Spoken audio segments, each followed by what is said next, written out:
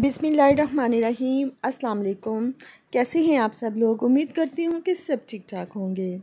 जैसे कि आप लोग जानते हैं कि नबी करीम सल्लल्लाहु अलैहि वसल्लम की ज़िंदगी से रिलेटेड जो वाक़यात मैं आपको सुना रही हूँ, आज उसका अगला पार्ट है। पिछली किस्त में मैंने आपको बताया था कि बहीरा नामी राहब ने उस काफ़िले के लिए खाना तैयार किया। बहीरा ने जब ये मंज़र देखा तो नबी करीम सल्लल्लाहु अलैहि वसल्लम पर एक बदली साया की हुई थी। जब ये काफ़िला एक दरख्त के नीचे आकर ठहरा तो इसने बदली की तरफ देखा। वो इस दरख्त पर साया डाल रही थी। इस दरख्त की शाखें इस तरफ झुक गईं जिधर नबी करीम सल्लल्लाहु अलैहि वसल्लम बैठे थे। इसने देखा कि बहुत सी शाखें आपके ऊपर जमकट्टा किए हुए हैं। असल में हुआ ये था कि जब नबी करीम सल्लल्लाहु अलैहि वसल्लम इस दरख्त के पास पहुँचे तो काफ़िले के लोग पहले ही सायादार जगह पर बैठ चुके थे। अब आपने जब देखा कि कोई भी सायादार जगह नहीं बची, चनाचे आप धूप में ही बैठ गए। शाहों ने अपना रुख तब्दील किया और आपके ऊपर जमा हो गईं। इस तरह आप मुकम्मल तौर पर साए में हो गए। बहीरा ने जब ये मंज़र देखा कि आप और आपकी ये निशानी देखी तो इसने काफ़िले वालों को पैगाम भिजवाया, ए कुरैशियो, मैंने आप लोगों के लिए खाना तैयार करवाया है। मेरी ख्वाहिश है कि आप तमाम लोग खाना खाने के लिए आएँ। चनाचे ये सुनकर तो काफ़िले के तमाम लोग चलने के लिए तैयार हो गए, जिसमें बूढ़े और गुलाम सब आए, सब गए। बहीरा का ये पैगाम सुनकर काफ़िले में से एक ने कहा, ए बहीरा, आज तो आपने कोई नया काम किया है। हम अक्सर इस रास्ते से गुज़रे हैं, लेकिन आपने कभी भी हमारी दावत का एहतमाम नहीं किया। फिर आज क्या बात होगी? बहीरा ने उन्हें सिर्फ इतना जवाब दिया, तुमने ठीक कहा, लेकिन अब बस आप लोग मेहमान हैं और मेहमान का एहतराम करना बहुत अच्छी बात है। इस तरह तमाम लोग बहीरा के पास पहुँचे, लेकिन नबी करीम सल्लल्लाहु अलैहि वसल्लम को साथ नहीं लेके गए। आपको वहीं पड़ाव में ही छोड़ दिया। आप वहीं दरख्त के नीचे बैठ गए। आपको काफ़िले के साथ इसलिए नहीं ले जाया गया कि आप कम उम्र थे। आप वहीं दरख्त के पास बैठे रहे। इधर बहीरा ने लोगों को देखा और इनमें से किसी में भी वो सिर्फ नज़र ना आई जो आखिरी नबी के बारे में उसे मालूम थी। ना ही इनमें से किसी के ऊपर बदली नज़र आई, बल्कि इसने अजीब बात देखी कि वो बदली वहीं पड़ाव की जगह पर ही रह गई। इसका साफ मतलब ये था कि बदली वहीं है जहाँ अल्लाह के रसूल हैं। तब इसने कहा, ए कुरैश के लोगों, मेरी दावत से आप में से कोई भी पीछे नहीं रहना चाहिए। इस पर कुरैशियों ने कहा, ए बहीरा, जिन लोगों को आपकी इस दावत में लाना ज़रूरी था, इनमें से तो कोई नहीं रहा। हाँ, एक लड़का रह गया है जो सबसे कम उम्र है। बहीरा बोला, तब फिर मेहरबानी फरमाकर उसे भी बुला लाएं। ये किस कदर बुरी बात है कि सब आएँ और आप में से कोई एक रह जाए। मैंने इसे आप लोगों के साथ देखा था, इसलिए मैंने कहा। तब एक शख्स गया और आपको साथ लेकर बहीरा की तरफ रवाना हुआ। इस वक्त वो बदली आपके साथ साथ चली और तमाम रास्ते इसने आपके ऊपर साए किया रखा। बहीरा ने ये मंज़र साफ देखा।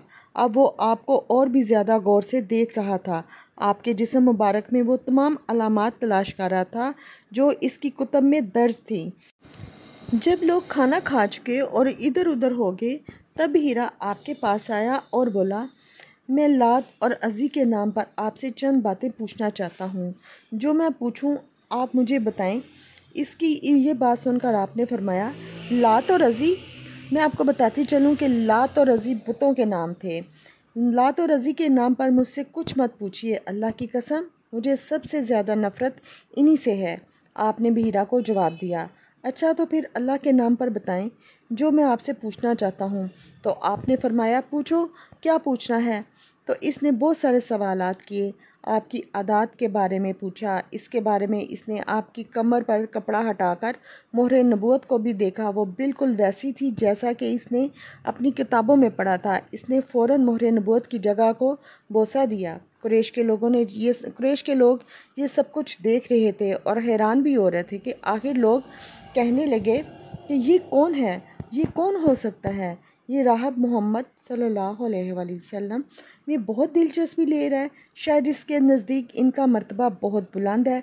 इधर नबी करीम सल्लल्लाहु अलैहि वसल्लम से बातचीत करने के बाद बहीरा अबू तालिब की तरफ आया और बोला कि ये लड़का तुम्हारा क्या लगता है? अबू तालिब ने कहा, मेरा बेटा। इस पर बहीरा ने कहा, नहीं, ये तुम्हारा बेटा हो ही नहीं सकता, क्योंकि इनका बाप ज़िंदा हो ही नहीं सकता। अबू तालिब को ये सुनकर हैरत हुई। फिर उन्होंने कहा, दरअसल ये मेरे भाई का बेटा है, इनका बाप फौत हो चुका है। इनका इंतकाल उस वक़्त हुआ था जब ये पैदा भी नहीं हुए थे। ये सुनकर बहिरा बोल उठा, हाँ ये बात सही है। और इनकी वालदा का क्या हुआ? इनका भी कुछ ही अरसे पहले ही इंतकाल हो चुका है। ये सुनते ही बहिरा ने कहा, बिल्कुल ठीक कहा। अब तुम यूँ करो कि इन्हें अपने भतीजे को वापस अपने वतन ले जाओ। यहूदियों से इनकी पूरी तरह हिफाजत करो। अगर उन्होंने इन्हें देख लिया और इनमें वो निशानियां देख लीं जो मैंने देखी हैं, तो वो इन्हें कत्ल करने की कोशिश करेंगे। तुम्हारा ये भतीजा नबी है, इनकी बहुत शान है। इनकी शान के बारे में हम अपनी किताबों में पढ़ चुके हैं और उनमें लिखा हुआ भी है, और हमने अपने बाप दादा से बहुत कुछ सुन भी रखा है। मैं तुम्हें ये नसीहत करता हूँ और अपना फ़र्ज़ पूरा करता हूँ कि तुम इन्हें वापस ले जाओ और पूरी ज़िम्मेदारी से इनकी हिफाजत करो। अबू तालिब बहिरा की ये बात सुनकर खौफज़दा हो गए। आपको लेकर मक्का वापस आ गए। इस वाक़े के वक़्त आपकी उम्र 9 साल के करीब थी। इस उम्र के करीब लड़के आम तौर पर खेल कूद में ज़रूर हिस्सा लेते हैं। इन खेलों में ख़राब और गंदे खेल भी होते हैं। अल्लाह ताला ने आपको इस सिलसिले से भी बिल्कुल महफूज रखा। जहालियत के ज़माने में अरब जिन बुराइयों में जकड़े हुए थे, इन बुराइयों में से अल्लाह ताला ने आपकी हिफाजत फरमाई। एक वाक़या आप खुद बयान फरमाते हैं, एक कुरैशी लड़का मक्का के भलाई हिस्से में अपनी बकरियां लिए मेरे साथ था। मैंने इससे कहा कि तुम ज़रा मेरी बकरियों का ध्यान रखो ताकि मैं किस्सा गोई की मजलिस में शरीक हो सकूं। वहाँ सब लड़के जाते हैं। इस लड़के ने कहा, अच्छा। इसके बाद मैं रवाना हुआ। मैं मक्का के एक मकान में दाखिल हुआ तो मुझे गाने और बाजे की आवाज़ सुनाई दी। मैंने लोगों से पूछा कि ये कैसी आवाज़ है। उन्होंने मुझे बताया कि ये कुरैश में किसी शख्स की बेटी की शादी हो रही है। मैंने इस तरफ तवज्जो दी। जैसे ही मैंने उस तरफ तवज्जो दी तो मेरी आंखों में नींद के झटके लगने लगे, यहाँ तक कि मैं सो गया। फिर जब मेरी आंख उस वक़्त खुली जब धूप मुझ पर पड़ी। आप वापस इस लड़के के पास पहुँचे तो उसने पूछा, तुमने वहाँ जाकर क्या किया? मैंने उसे सारा वाक़या सुना दिया। दूसरी रात फिर ऐसा ही हुआ। इसका मतलब ये था कि आपको अल्लाह ताला ने कुरैश की लघु मजलिसों से महफूज रखा। कुरैश का एक बुत था जिसका नाम बुआना था। कुरैश हर साल इसके पास हाज़िरी दिया करते थे, इसकी बेहद इज़्ज़त किया करते थे, इसके पास कुर्बानी के जानवर ज़बह किया करते थे, सर मुंडाते, सारा दिन इसके पास इत्काफ़ करते। अबू तालिब भी अपनी कौम के साथ इस बुत के पास हाज़िरी देते। इस मौके पर कुरैश इस मौके को ईद का नाम देते थे। अबू तालिब ने नबी करीम सल्लल्लाहु अलैहि वसल्लम से कहा, भतीजे आप भी हमारे साथ ईद में शरीक हों।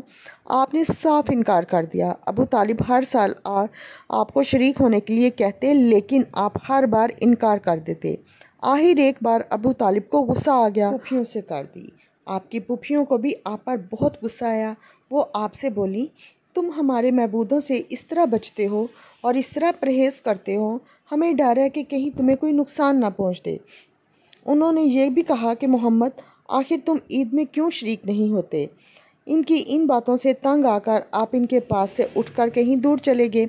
इस बारे में आप फरमाते हैं कि मैं जब भी बुआना या किसी और बुत के नज़दीक होता तो मेरे सामने एक सफ़ेद रंग का बहुत कदावर आदमी ज़ाहिर होता और उसने बारहा मुझसे यही कहा, मोहम्मद सल्लल्लाहु अलैहि वसल्लम, पीछे हटो, इनको छूना नहीं।